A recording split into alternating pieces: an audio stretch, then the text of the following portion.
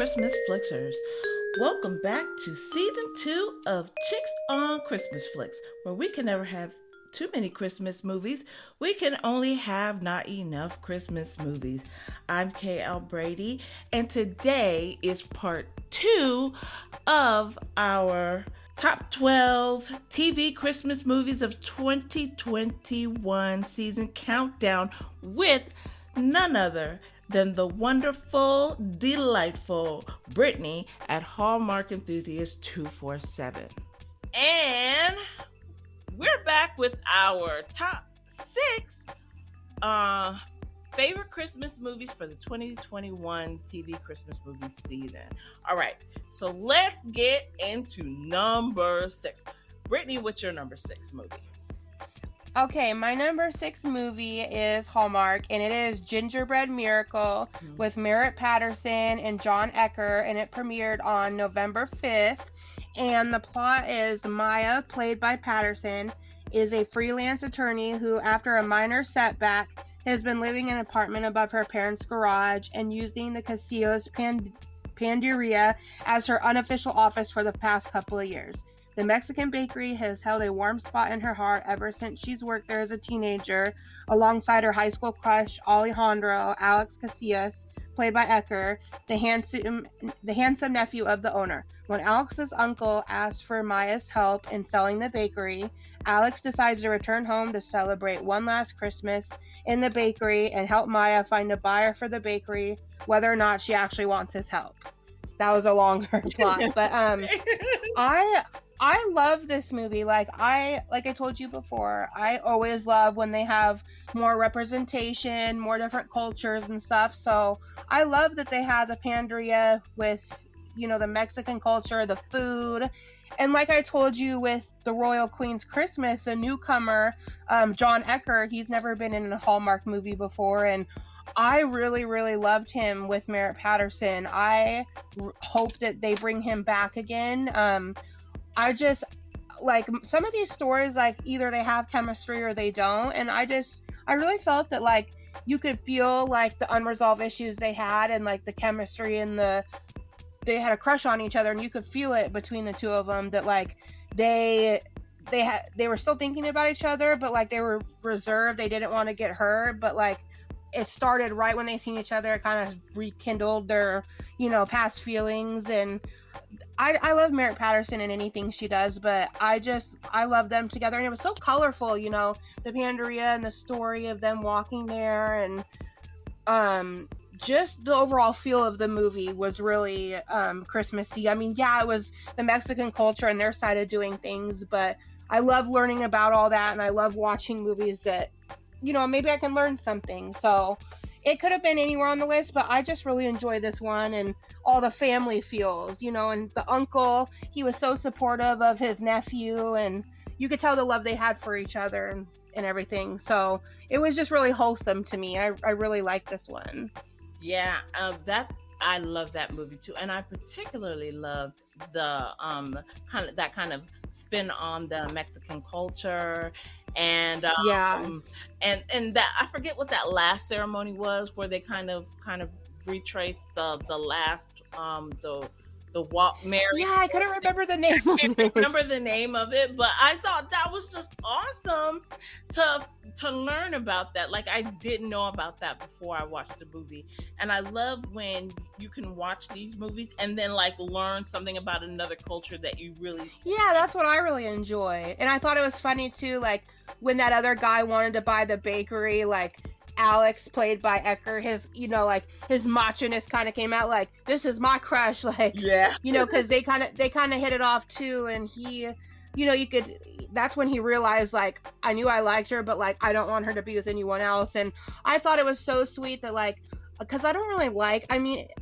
I don't know how you feel, but like I don't always really like when there's a protagonist, like when there's a jerk in the movie, like when they have someone who's mean. Yep. So I really enjoyed that they had him like really nice, like at the end when his, he wanted to move because his rent went up, and then the guy gave him a Christmas present saying, hey, like, we'll knock your rent down, because he said he had his dream bakery.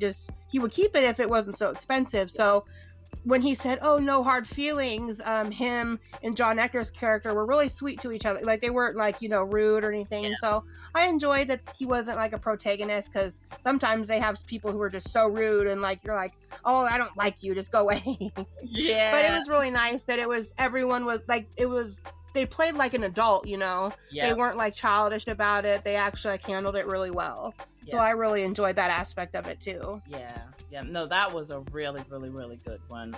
It didn't make my list, but it was really, really, really good. Right, one of those. It's hard. Yeah, that was hard to squeeze in there. But if I had like a list of 20, that would have fallen in my Right, it probably would have made. I hear you on that one. Oh man, yeah. All right, so what's your number 6? My number 6 movie is Love Hard on Netflix. And oh frick, I forgot about that one. An LA girl, unlucky in love, falls for an East Coast guy on a dating app and decides to surprise him for the holidays, only to discover that she's been catfished. This light-hearted romantic comedy chronicles her attempt to reel in love. I loved this movie so good, incredibly much. It's not even funny. Like everything about it gave me the feels. Everything about it gave me the feels. I love Nina. She was in a Netflix movie, I think, that they did like last year, the year before last. I can't remember the name of it. Yeah, I can't remember the name either. Yeah. And then Jimmy O Yang, I used to watch him on that HBO show with the tech nerds. Oh yeah, I know what you're talking about. That the name's not coming to me, but I swear I watched that movie religiously. I never ever missed a show, and so I loved him already. He was hysterical in that, so I knew he was going to be like really funny in this, and I knew it was just going to be a really funny show, and that's exactly what it turned out to be. It was not, warning alert, warning. It is not a classic Hallmark-ish type movie. It is definitely no, for sure a little edgy in some areas. It's Hallmarky in some areas, but it's edgy in some areas too. But what I will say is there are scenes in that movie that just give you the feel, because she was being catfished and she was kind of being scammed. There's this adversarial relationship between them when the couple first meets, but you can she's mad. Yeah, but you can see this evolution in their relationship. That's what makes it all the better, because it starts out really bad, and you can really see the evolution of their relationship, and then you can see these really touchy-feely parts that just yank at your heartstrings, and I just really love this movie. So and then of course, all's well that ends well with the happily ever after. So I truly love this movie. It is one that if you have not seen it, by golly, you better watch it. You will have, I think, all year, pretty much Netflix leaves all their Christmas movies up. So, catch it as soon as you can on Netflix. That is a wonderful movie.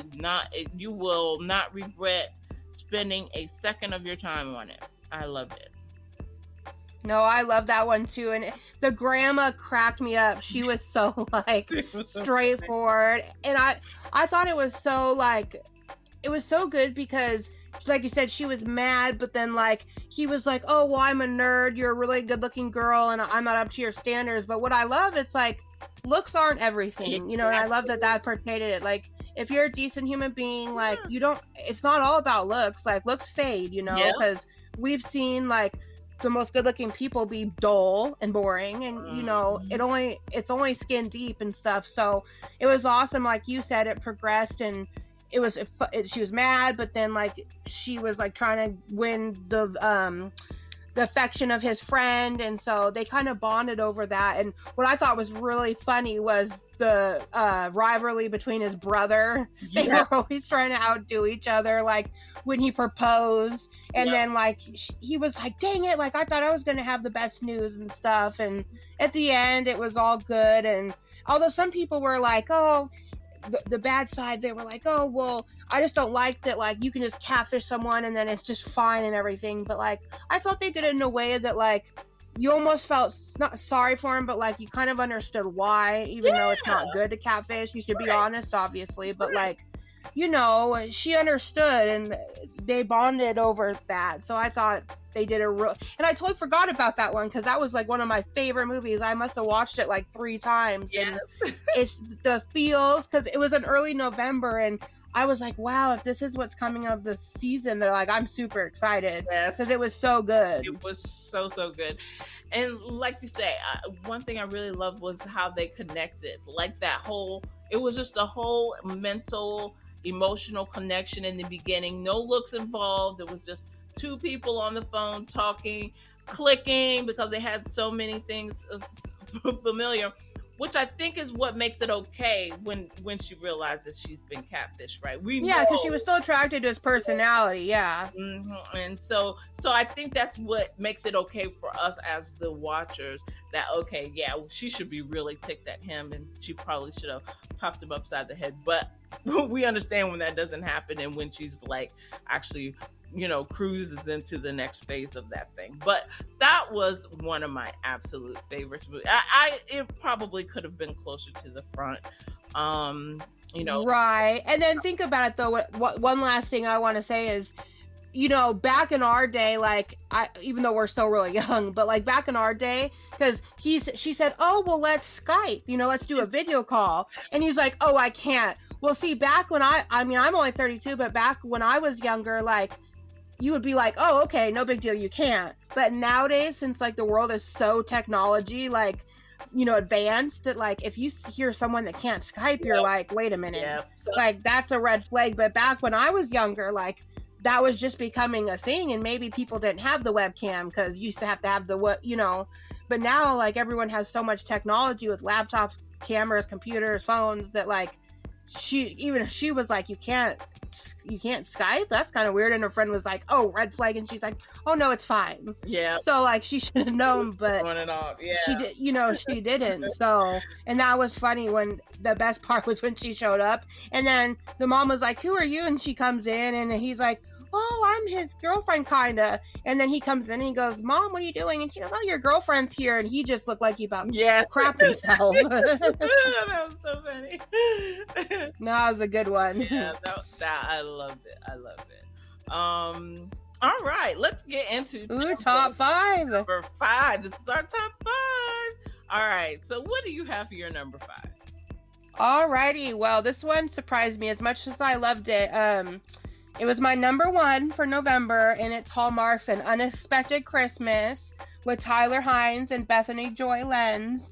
And this one was watched a lot, but the plot, for anyone who hasn't seen it, is Emily, played by Lenz, works at an ad agency and is sent to her ex's hometown, played by Hynes, before Christmas. She arrives at the train station as her ex, played by Hynes, is picked up by his family. They mistakenly think Emily and him are still an item. And this was, as I'm sure you agree, the top 5, like, any one of these could have been number 1. Yep. Any one of them could have been number 5. So, I just love this movie. I knew with my November list, I knew I was going to love it. I love Tyler Hynes. Like, you know, he's my, like, I guess say crush of the Hallmark world. Just because of his charisma and all that. But, I can see some people are saying different sides of it. I can see both sides, but it was just so darn funny. I mean, the unicorn with Tyler Hynes, he's knocking everything down. Yeah. She shoots the cannon at the wrong time. I mean, it was just a mess, but in all the best ways. I love their banter, and I love that it was kind of like a Hallmark movie, but like it was a different plot of it, sort of. I mean, we've seen tons of movies to where like they're mistaken and they think they're still together and they've got to play it off. We've seen that before, but Paul Campbell wrote it, and it just had a little bit of quirkiness to it. Mm-hmm. And I love that the sister, you know, that she was gay, and I love that she was trying to find her way and her path too. And she's a single mom that she adopted as a son, and I love that they shed light on that, because, you know, a lot of families are like that and stuff. So But I just love their banter, and I love that she knocked the cookie out of his hand. Yeah. And she was like, listen here, buddy, like, I'm not putting up with your junk, so, like, we need to figure out what's going on here. And I love the family. They were all loving and supportive, and it was so darn funny when she said they were at the restaurant and it was just them two, and she said, oh, we're a couple. He's like, oh, we're a couple of liars, she says. And then they go back to the restaurant and he's like, oh, aren't you the two that just said that you're fake? And he knocks her under the table. Yep. Yeah, and the parents are like, what are you doing? And she's like, we gotta get out of, or he's like, we gotta get out of here now. Yep, that was so. And it was just so funny. I mean, I really enjoyed that one. I mean, I knew I was going to, but it was so good. To me, Paul Campbell is becoming quickly the king of the banter, the one-liner, the dialogue. Like he's the best at it. He's almost got a rhythm. There's almost like a rhythm to his dialogue that when you're listening to it, you can almost tell that sounds like a Paul Campbell special. Right, exactly. And especially with Tyler Hynes, who is already organically like that anyway in his acting and the way he, is in life. So him being that Tyler Hynes and Paul's quirkiness together was just like perfect. Complete magic. And it was like one of the highest rating movies they had, and everyone just like loved it. Yep, and for good reason. Right. What's your number 4? Number 5. Or excuse me, number 5. Yeah, my number 5 movie is Reba McEntire's Oh, okay. I just had to know real quick, and then we can on Lifetime. We already talked about this one, so I'm not going to run that down right again. But how did you feel about it, though? But I love it's really hard for Reba will have to work really, really, really, really, really, really hard to make me dislike something, and then right, exactly. But this just happened to be really good to me. Again, this kind of first of all, it's kind of the older set, so they're kind of that in the boomer generation, exactly. You don't usually see romances that feature that generation, and then which was nice that they had it. Yes, it was like, yeah, love at any age. Hello, it doesn't stop when you're 30. You know what I mean? Or right, we love till we, we're all the way to 100 or whatever. Yeah, exactly. So I really love that part of it. But I love seeing Reba such a natural actress, and to me, their relationship was very natural. Like how they played off one another and everything. To me, it was just effortless. It just flowed very well. And so I love the chemistry between them, and then I love the chemistry between the daughter and the army guy. And it was just an all-around like fun, Christmassy, sweet story. And then the singing, to me, it's like all the movies with music in them apparently clicked with me this year because it was just like the music was just phenomenal, and I love hearing Reba sing anyway. But then hearing her sing I didn't know John Schneider could sing that well. So yeah, me either. So hearing them two together, to me, it was just magic. I loved it. So yeah, that was, and it was like nostalgic too, because like we already talked about before, we've seen Reba and her show and all that kind of. We grew up with her, so, and she's a country singer anyway, and we love all her songs. So to have her come into our world of Christmas movies and mix the two worlds was really, really fun. Yeah, that was so much fun. I loved it. All right, let's get on to number 4.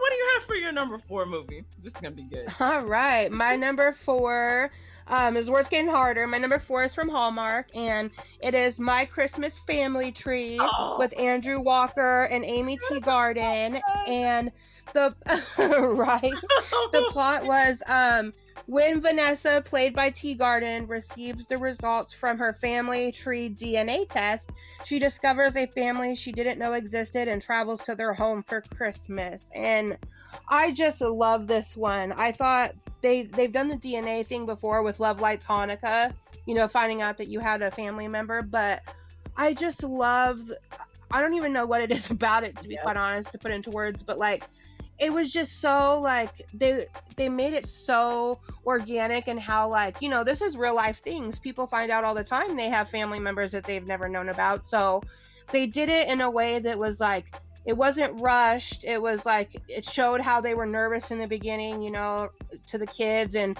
the kids are kind of like, they're young, they realize they have a sister now, and so they're trying to navigate, how does this relationship gonna work. And then I almost like, they trick you sometimes, because like sometimes how it's gonna end, but then when I found out maybe that wasn't her family, I'm like, how could they do that to her? They've already bonded, like, and I'm like, well, is it really gonna not be them? But I'm like, no, Brittney, it's home, it's gotta be. And so I thought that was so sweet. They came to her apartment, but then I'm like, well, you would think when she came, the dad would have tried to find, pictures, but they have to have their storyline written a certain way, obviously. Exactly. But, and Andrew Walker, I mean, we love him. He's done a million Hallmark movies, and I just love the whole feel. Like, it was just sweet, and they did Chris, and his blow up Santa. I mean, he couldn't part with it. It was huge. And so it just had Christmas feels, it had family feels. It was just really touching how, because like I said, families, that happen. So it was just nice to see that kind of side of a different scenario, so I love that movie. That's such a good pick. Honestly, until you mentioned it, like, I actually forgot about it, how much I liked it. That happened to me with Love Hard, so I understand. So, oh my gosh, it's like I'm looking at my list. I'm like, where would I squeeze it? Like, I know that's so hard. It's so hard to find a place to put it. I mean, it would. It'd probably be a tie. Maybe my number 3 tie or my number 4 tie with my number 4 movie, which is Single All the Way on Netflix. Oh my! Why did I forget that? Oh my goodness! Oh no! I love that movie. It was so good. Oh darn it! I'm telling you, I know it was so hard. It's like, how do you keep up with all this stuff? How did I even forget that? I'm ashamed of myself. It was so good. So, Single All the Way on Netflix was about, desperate to avoid his family's judgment about his perpetual single status, Peter convinces his best friend Nick to join him for the holidays and pretend that they're now in a relationship. Again, it was supposed to be kind of a fake date movie, and it started out that way, but then it quickly changed. Very quickly. Very, very quickly changed. And then with Luke McFarlane's entrance, it just, the whole dynamic of the movie changed. And that started out as a blind date and then evolved. And I mean to tell you, I can't tell you how much I love this movie. I love the characters. There was a lot of quirkiness going on here. It was with the dialogue, with the parents. Oh my gosh. Cassie and Jimmy. Oh my goodness. Yeah. Love. Jennifer Coolidge. Love. Yes, the aunt. It was insane. It was just so. It had every aspect that you will love of a Christmas movie. It had the romance. It was the gay romance between Michael Urie and Philemon Chambers, and then it was the family element, which you have this like kooky kind of crazy family, kind of forcing the main characters to be things they're not, and then them having to kind of come to realize that who they are and what they have is good enough, and it is wonderful as it is. It doesn't need to be more than this. So I can't even. Netflix, if they keep coming like this, man, and they keep producing more movies, like, some of those other channels better watch out, because Netflix is coming for you. They really have some great movies on there. There are some other ones. They didn't make my list, but they had some really good ones on that channel that if listen back a couple of shows, I talk about them. I This one was definitely, I probably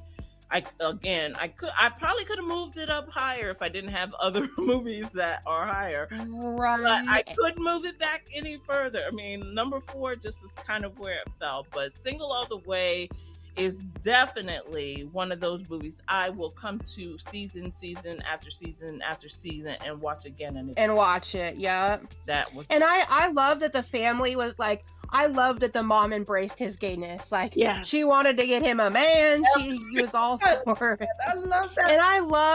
And I loved his nieces too. Like, the girls were like, you like him. Like, they were so like grown for their age. Like, they were like trying to get him to see like what he knew deep down, but it wasn't like scratching the surface. And what I loved about this movie real quick is just that, like, usually like when they're meant to be with the other person, but like it was almost like I would have been okay with you if he was with Luke McFarlane. Like, I mean, I wanted him to be with the other guy, don't get me wrong, but like, and that's who he was meant with, but like they made Luke McFarlane's character, he was so nice. Like, he wasn't rude or like, he was actually like they had a good fit too. So either way, I would have been happy, if he met with him. And we love Luke McFarlane, and it was just so funny, and they were so real with each other. And I just loved how supportive his family was, like, because like, I hate to say it, but like, there's people that are negative against the gay thing, and I just love how this movie was like,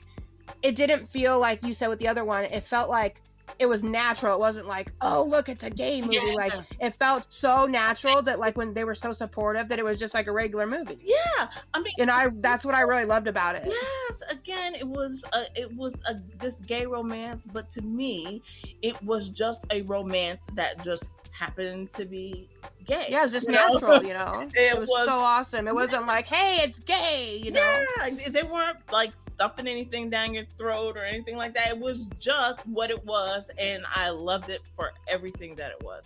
And so organic. I gotta go watch it again. Like, I love that movie. And I'm pretty sure their originals, they usually, like you said, they usually leave on all year long, because if it's their movie they made. So I'm glad, because if they took it off, I would be upset.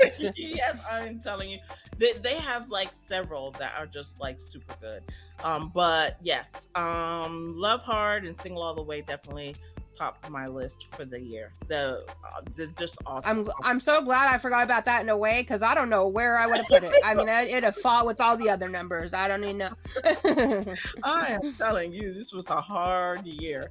All right, let's get down to our top 3. Top 3. So, what is your number 3 movie for this year? All right, my top 3 is Hallmark, and it's the sequel, The Christmas House 2, Deck Those Halls, and it's short and sweet. The Mitchell brothers compete to see who can create the best Christmas house, and obviously it's with Robert Buckley, Anna Iora, Jonathan Bennett, Brad Harder, Sharon Lawrence, and Treat Williams. And I love the first one, but the second one, when they were running in the store fighting each other for Christmas decorations, I about died. It was so funny.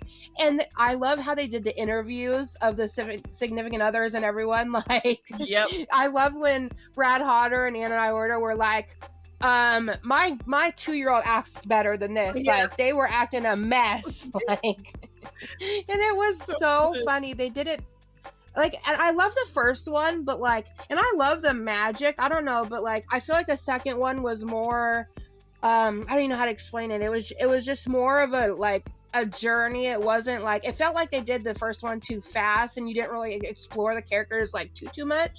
But this one, it felt like, I loved how, Jonathan Bennett's character felt like he was overshadowed by Robert Buckley. I mean, I didn't love it, but I loved how they explored it, and I loved how he was like, well, I've been jealous of you, So it's kind of nice to see that, like, they bonded more. And it was funny when they were fighting during the parents' performance, and they were like, get out, and they're like, now look what you did, now we're stuck outside.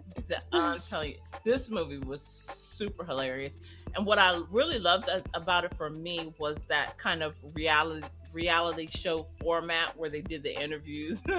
Like, that was so funny. Honestly, I love when they do movies like that. That's like I don't know, it's probably maybe the second or third one that I've seen like that. The other another one was on Up TV with Cindy Busby around the cupcakes, but I can't remember the name of it. Oh, I know what you're You know what talking I'm about. talking Yeah. about?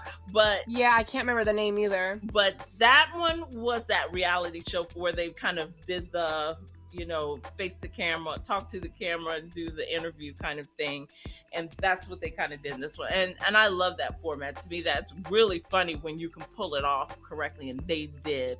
But Exactly. They did that with the secret ingredient with Aaron Cahill and Brendan Penny yeah, for Valentine's Day too, which is really a cooking show, but it was still, the reality show and stuff. yeah, It was really good. I loved it. I mean, I knew I was gonna love it, but you can tell the family is just so like bonded too, which what I really love. Like you can tell they all support each other, and also what I thought was kind of cool was I like that they shed light on, the kid's dad was trying to come, and I mean, think of how much of a percent of families are blended. I mean, a lot of families are in the country, so I like that they showed the aspect that, in the beginning Robert Buckley felt kind of like not intimidated, but like, he didn't know how to navigate that the dad's back. They've kind of had their own little world, and now it's affected by his dad, and he's got to share him because, he's a stepdad. But like, I liked how they showed that, like,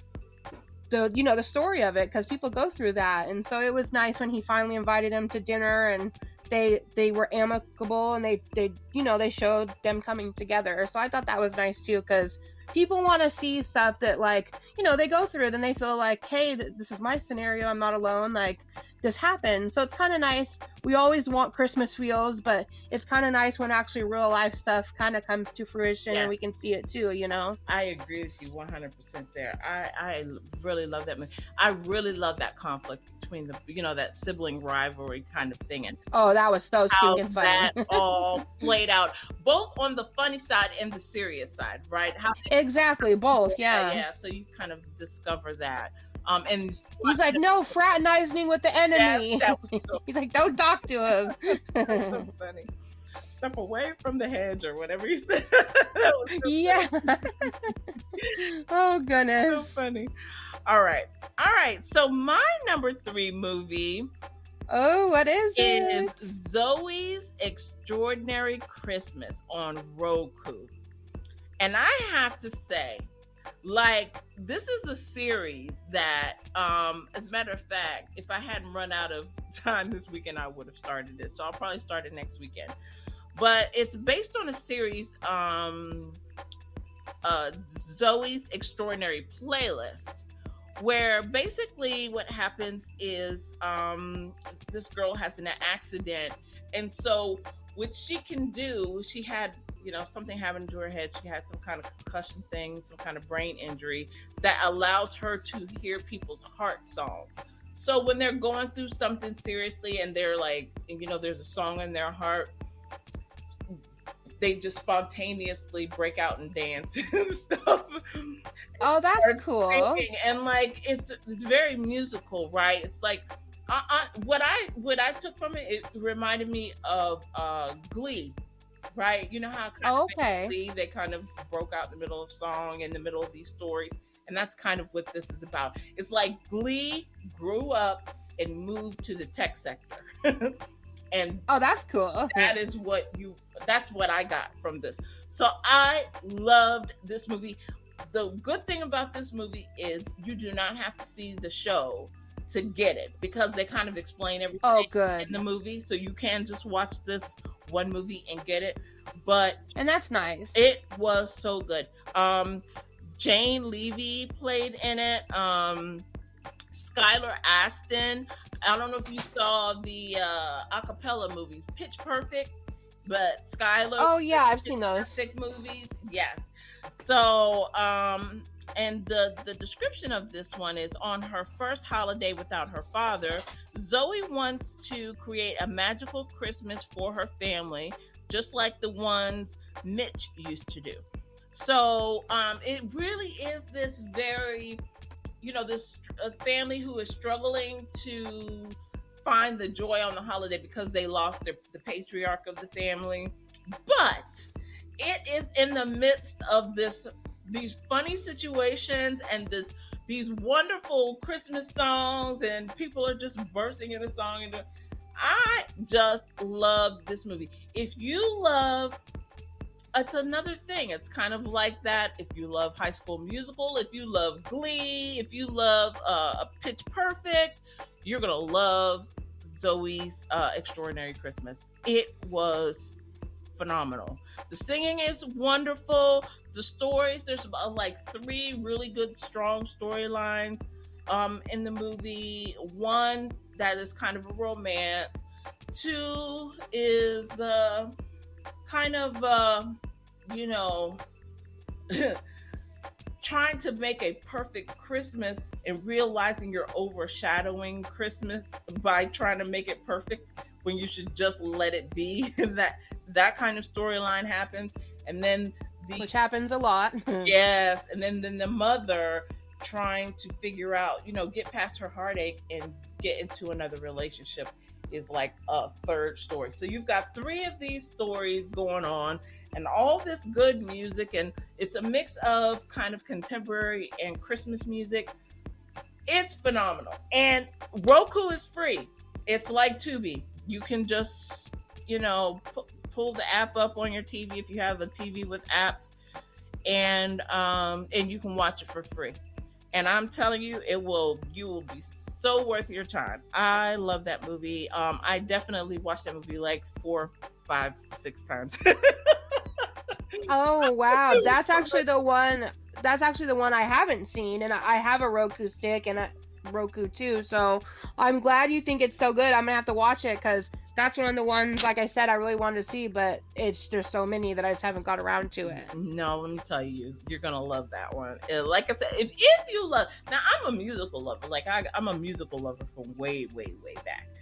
From like Brigadoon days, right? Oh, okay. Like I go back 7 Brides for 7 Brothers, Singing in the Rain, like if it's a musical, I have seen it like a gazillion times and I loved it. So I love musicals, and this is no different. To me, it's just updated. So it's like I said, it's Glee, it's Pitch Perfect. If you love those, you're gonna love that. Definitely. I can't move that. Like, even knowing the movies that are coming up in your list, that I'm like, oh, I should have added that. I don't know where I'd put it. I know, that's the hard part. It's tough. It's tough. All right. So now we are at our top 2 movies for this season. Okay. So what is your number 2 movie? Okay, my top 2 is Hallmark, and it is The Santa Stakeout with Tamara Mowry Housley and Paul Campbell, and it premiered on October 24th, and the plot is Tanya, played by Housley, a police detective who is partnered with fellow detective Ryan, played by Campbell, to solve a recent string of heists. They go undercover as newlyweds, moving into the vacant house next to Mr. Miller, played by Joe Pantaniello, the prime suspect in the case. And let me tell you, like, this movie, I don't know if you've seen it, but it had me laughing so hard. Like, it was so funny. There was one instance where he was going online to buy a gift for his niece, and it was pepper spray. And she's like, "You're buying pepper spray for your 9-year-old niece?" And he goes, "Yeah. She's too young for a taser." And she was like, I think if you're getting her pepper spray, a taser's fine. And then there was another instance, and she goes, "Were you raised by wolves?" And he goes, "Were you raised by elves?" Yep. And just, oh my gosh, I've probably watched this like 4 or 5 times. Like, I love Joe Pantaniello. I've seen him in The Sopranos, all sorts of things, but their banter, like we already talked about how much we love Paul Campbell. Their banter was just so stinking funny. Like, and I love Tamara Moore Housley. I love her from Sister, as we all know, but like, she's had good roles, but I felt like one or two of them were like, she was good. It's just the storyline maybe wasn't the best thing for her to show how good she is of an actress. Agreed. And this one, I mean, she shines so well. They bounced off each other back and forth really well, and it was so funny when they were trying to follow the two guys, and he was hiding behind those bears, and the rainbow bear just smacked him in the face, and he got all mad, or when they were having that tinsel fight, Yep. and then their buddy popped up, and he was Yes. like, oh my gosh. I mean, I just laughed so much. And that was the third movie that had premiered, or the fourth movie if you include the Hallmark movies and mysteries. And I was like, oh my gosh, like this is one of my favorite movies so far. It seems like you've seen it, but it made me laugh so much. And I just love. Funny. It was so funny. Yeah, I love all the Christmas activities the neighbors did, and they were just although the one thing real quick that I thought was kind of like really weird for a Hallmark was to them, these people are married, right? Like they said they were married, and that one girl kept hitting on Paul Campbell. Yes, right in front of Tamara, and I'm like, this isn't really Hallmark. Like, but it happens. Right? No, it does happen very much, but like, yeah, I'm like, that's really weird. Yeah, like this isn't Hallmark. Like they just said they were married, and she's like hitting on him and getting frustrated when he's not reciprocating, and it's like, hello. Yep. He's married. As far as you know. Right. So that was the only kind of weird thing, but like I love that like Paul Campbell's character was kind of like a Scrooge in a way, not really, but like he was just standoffish. He didn't really know how to interact with people, and I love that he bought the house next door, and he's like, you want to come over? Like it warmed him up. It was an awesome progression of the characters, and it was just funny. I mean, yes, so funny. It was hilarious. One of my favorite jokes from that movie was when he put on the ugly Christmas sweater, and he said it was made of yak fur. Yak fur, yeah. Oh, and she's looking at him like, you know what that feels like, right. Like. And then when they were eating, and she's like, we just finish each other's, and he goes, sentences, like all annoyed and stuff. It was just so funny. Like you could tell they were annoyed, but they played it off that like, oh, we're married, you know, we get annoyed of each other, but really they were like annoyed. Yes. You know what's cool? I was live tweeting, and guess who responded to my tweet? Rebecca Staub. I was just about to say, I cannot believe she was a bad guy. Yes. Well, see, I did not catch that one at all. I did not think that was her. I guessed super early in the show, right? And then, oh, did you? And then I said, it was when Tamara said she was the daughter of a cop, and I am a daughter of a cop. And, oh yeah, you were saying that, yeah. And then so I guessed very early.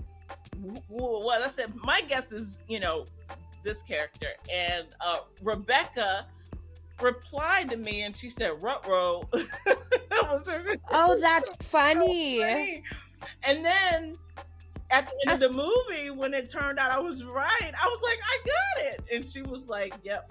So that was funny. But she was so engaging. I was like, really? We're cousins now, because she responded to one of my tweets. Right. And I kind of like, when you have these movies, you kind of like, I for a second I thought it might be her, but then I was like, no, there's gonna be something. And what I love too is like, I love that it was a mystery within a love movie. So I thought that was really awesome, because I like their mystery movies. So I thought that was really awesome. And like I said, I just really think it was the best pairing they could have done, the two of them together.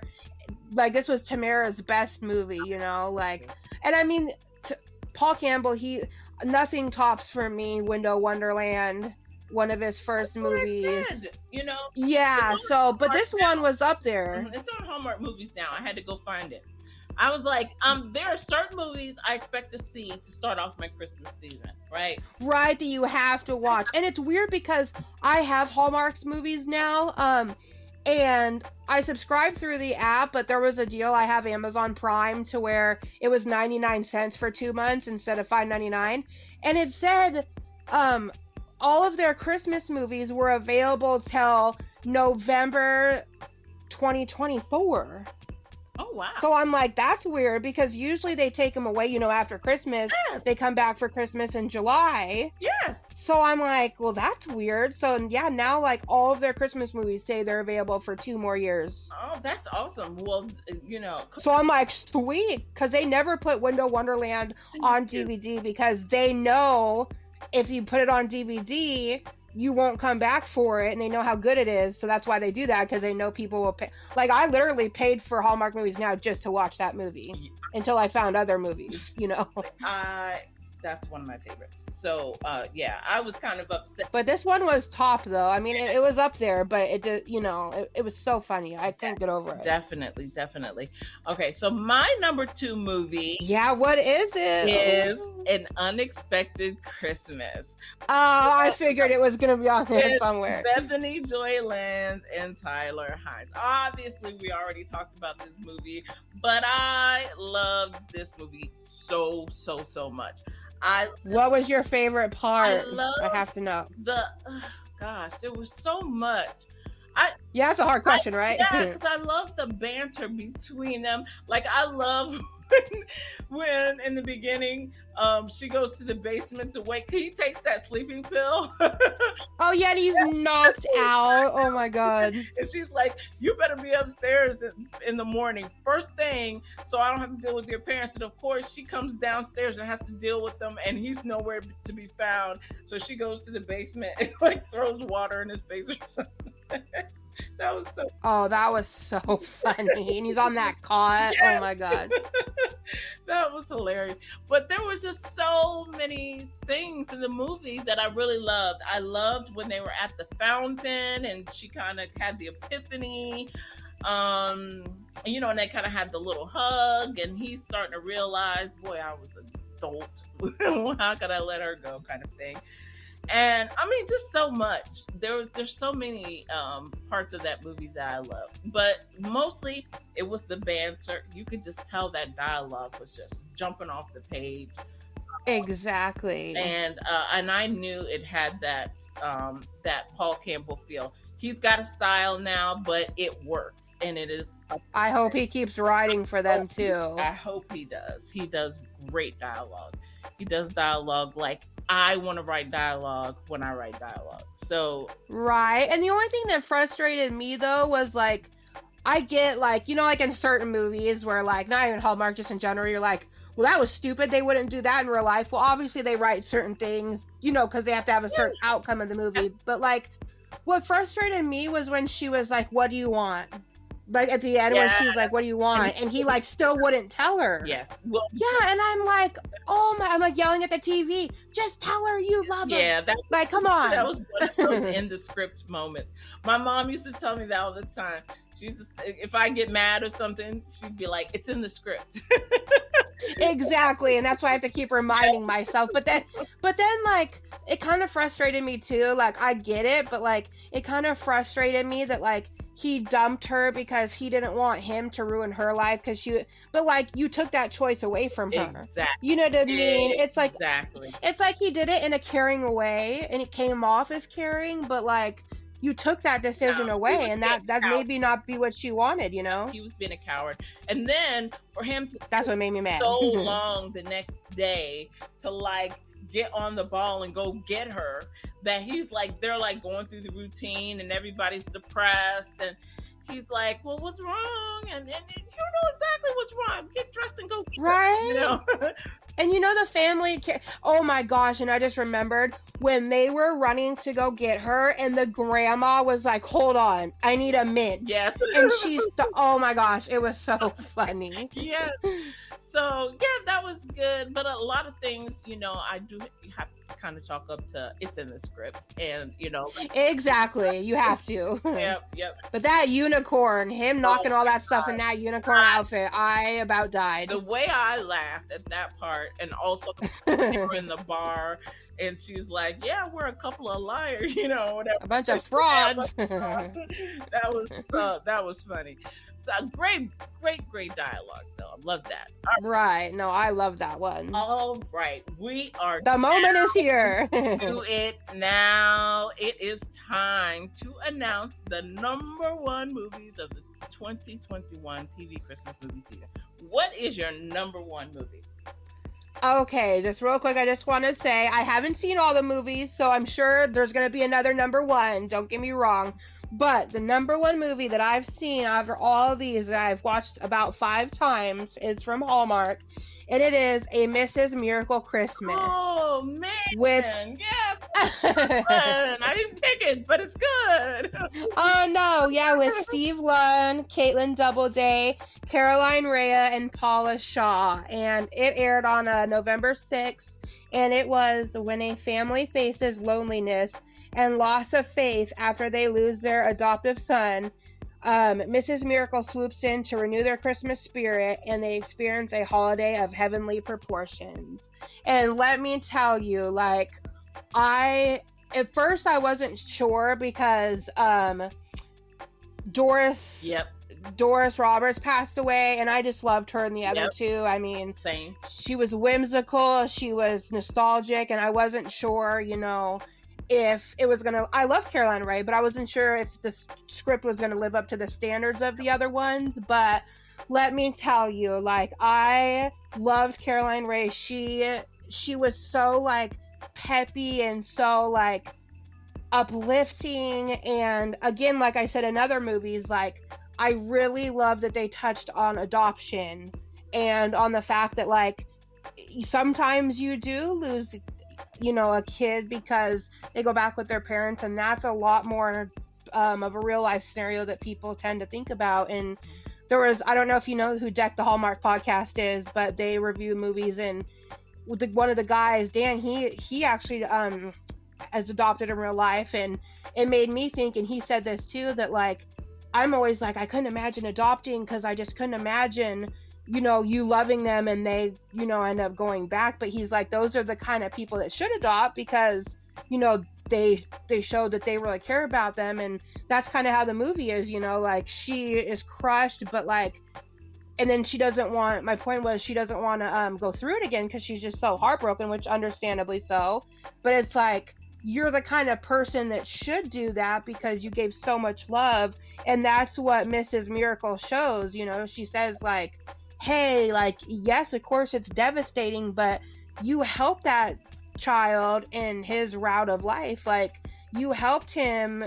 You were there when someone wasn't there for him, And so it was a really heavy movie. Yep. But they did it in such a way that, like, you felt emotionally driven with them. Like, Yep. you felt every step of the movie with them. And I love Paula Shaw. I loved her as the grandma in Picture a Perfect Christmas, and she was so stinking funny when Caitlin Doubleday left her alone, and she calls and she's like, she's going through our things. So... And she goes, I was looking for a spatula. I wasn't going to flip it and burn my hand. Yep. And so she goes, I think she's stealing the utensils. And she goes, you have 157 or something like that.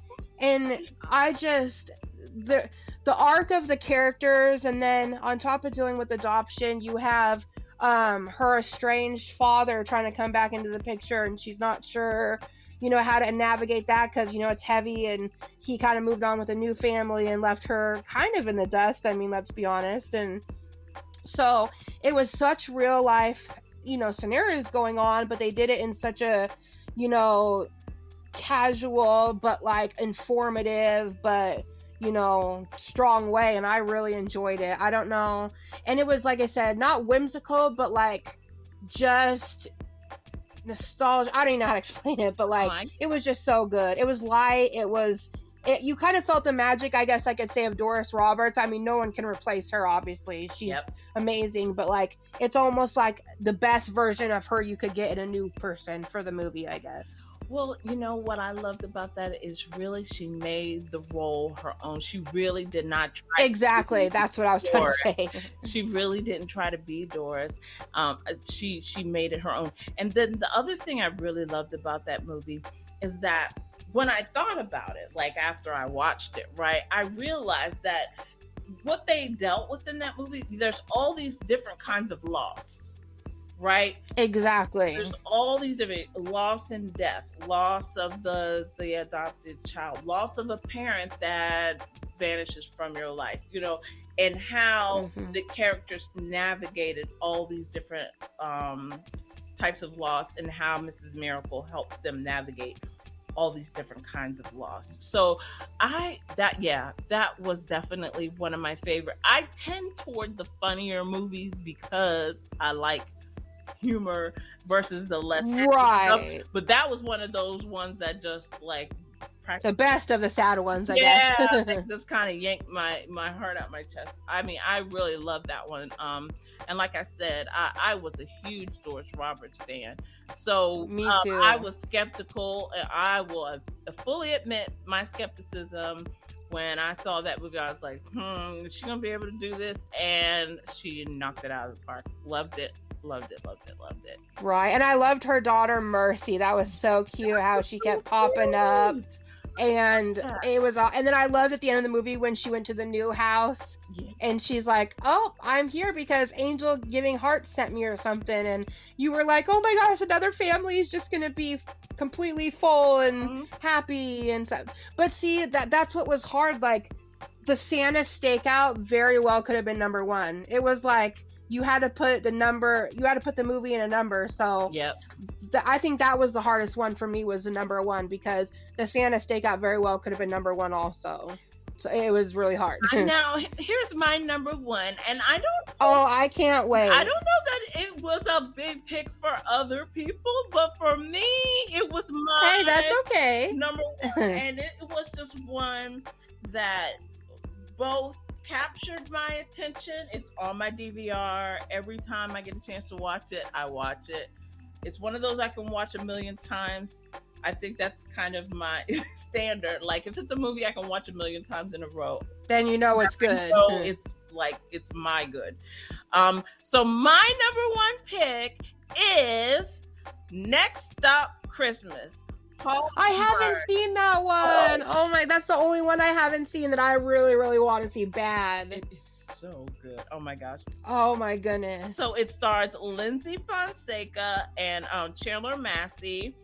Angie is determined to spend Christmas alone, but her usual commuter ride turns into a Christmas train that drops her off in her hometown in 2011, which is like 10 years before, right? Yeah, that's a big jump. That's a big jump. So she gets on the train. She thinks she's going home from work. She kind of wakes up, and it's 10 years ago, and she's back at her hometown. This movie to me was so good. It was definitely, to me, it was a mix of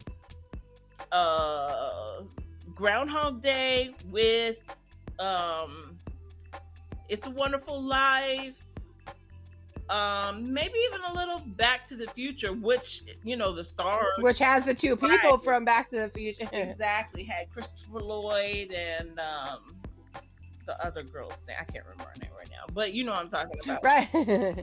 But yes, it was the perfect mix. To me, it was so good. I had doubts because I thought all the good scenes are in the commercial, right? And I was like, and I wasn't entirely thrilled with the commercial. And so if you see the commercial and you're thinking, I think that one can wait. And then you watch it and you're like, this is freaking awesome. I loved that movie so entirely, so much. It was one of my absolute favorites of the year. Like I said, it's on. I've heard a lot of good reviews about that movie, actually, from a lot of people. I enjoyed it so much. And because they did a super interesting, I don't want to give it away, especially because you haven't seen it. Oh no, that's okay. Go. You can say that's totally fine. But there's a super interesting twist in this movie in that, so as she goes back into her past, obviously she's living in the past as her younger self, right? 10 years ago. Well, she's her current self, but she's her current self 10 years ago. Right, but 10 years ago, yeah. And so what happens, so maybe it's like 13 to 30 with Jennifer Garner, that kind of thing. Oh, yeah, so it's like all bunch of movies in one. And so then what happens is, she goes back in her basically what she's told is, in order for her to get back to the present where she desperately wants to go for a very good reason, she's a doctor and she does not want to repeat medical school. She's like, I don't want to do that again. And that's a long time. Right. So I get that. So it's very good motivation, right? I got to get back because I have to skip medical school. But basically, she has things she has to fix there before she can go back. And things are broken. Her relationship with her sister's broken. Her relationship with her best friend is broken. Her relationship with her parents is broken. I mean, just lots of broken things that she never. That's a lot. She never noticed it before until she goes back. Oh, that's kind of funny how that works. And then not only that, but what happens is during periods, she's actually pulled in to meet with Christopher Lloyd, who is the character that sent her back. He's the magical character in the right on the train. Yeah. So during periods of the movie, like at key points of the movie, right when something key is getting ready to happen, she gets snatched back to meet with him, and then sent back to the future. You know what I mean? So. Oh yeah, it's kind of like Nashville Christmas Carol, right? As something's happening, it gets pulled right back. A little bit like that. So yeah, it was this really unique mix of different things, but which made it unique, right? And it was funny, it was engaging. I love the chemistry between the characters. I love the storyline. Just everything about it to me made it my number one. And like I said, this is one. It's on my DVR. It's going to stay on my DVR. I've deleted other movies off already just to keep it. I don't have room, right? I have to make room for. But this is one of those. This and An Unexpected Christmas are on my DVR from this year. So that's got to tell you how good it is. Right, and those two will definitely get put on DVD. Like I said before, they do about 85% each year, and there's a couple they don't. But those are so big that I know for sure they'll be put on DVD for sure. Next Stop Christmas is definitely one of those that I can see when the Christmas movie season comes up every year. When I see that come up, you'll be watching. If it's still not on my DVR, I'll be watching. Right. Yes. I'm gonna have to check that out. I was gonna watch another movie tonight, and I think that's the one because I've seen parts of it on TV and stuff, and it looked really good. But like, I didn't want to keep watching because I know it bounced back and forth so much that I knew I was gonna be confused. So I want to wait till I can watch the whole thing. Yeah. But I've heard nothing but good. My aunt said that's like her favorite movie the last couple of years. So she really loved it. I loved it. So last year my favorite movie was On the 12th Day of Christmas.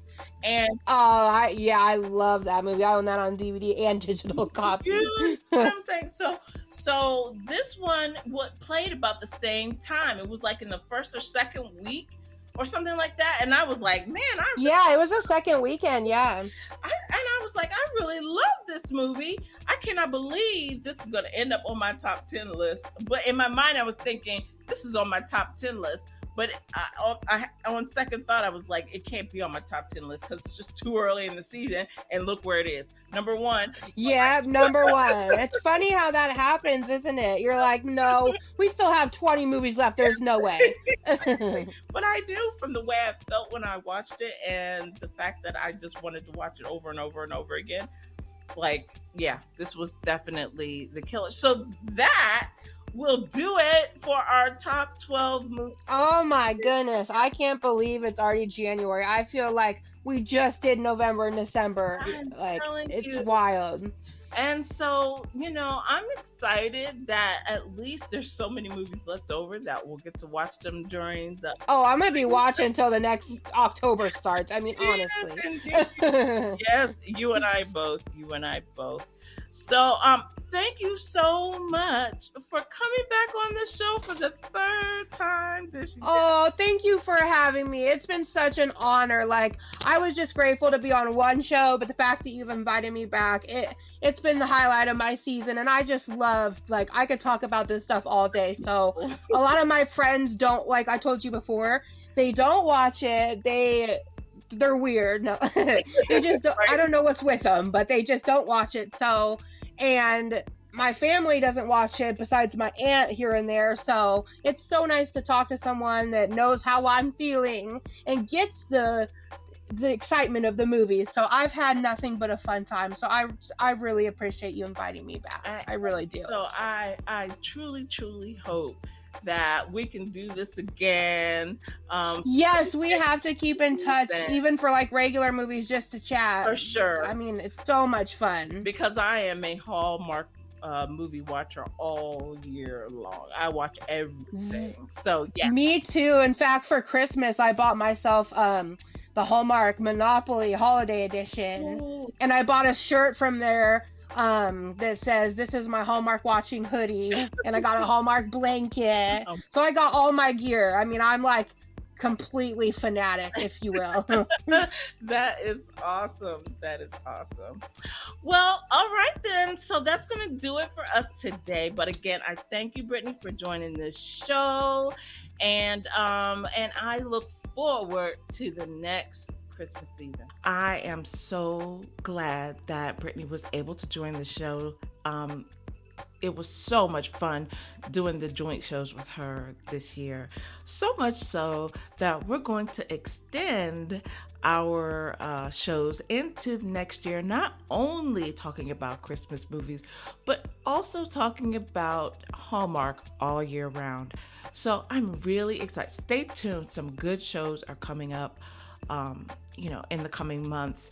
In addition, in the next show, I'll be talking about some great Netflix movies that I was unable to get to during the regular season, but thanks to the hefty selection of movies that came out during the holiday season, I'll be watching Christmas movies all year round. So I'm very excited to keep on going with the show with some brand new movies to talk about in the next episode. And so thanks to my show editor and music producer, Wildcard Music. You can find him on IG. Until next time, remember, at Chicks on Christmas Flicks, we can never have too many Christmas movies. We can only have not enough Christmas movies. Please do not forget to subscribe. Hey guys, stay tuned in the whole season. I've still got lots of great shows coming up. Leave a review on your favorite platform and tell your Christmas movie loving friends about this show. Where can you find us? I'm so happy you asked. We're on all the podcast platforms: Amazon, Apple, Spotify, Google, iHeartRadio, and many, many more. You can find a link to all our show platforms in the show notes. Make sure that you keep on following us at Twitter and IG at Chicks on Christmas Flicks. Plus, you have to stay tuned because now is the season where we start finding out what's coming out next year. So I'm really excited about that too. So please stay tuned. Thanks for listening in, and we'll see you next time.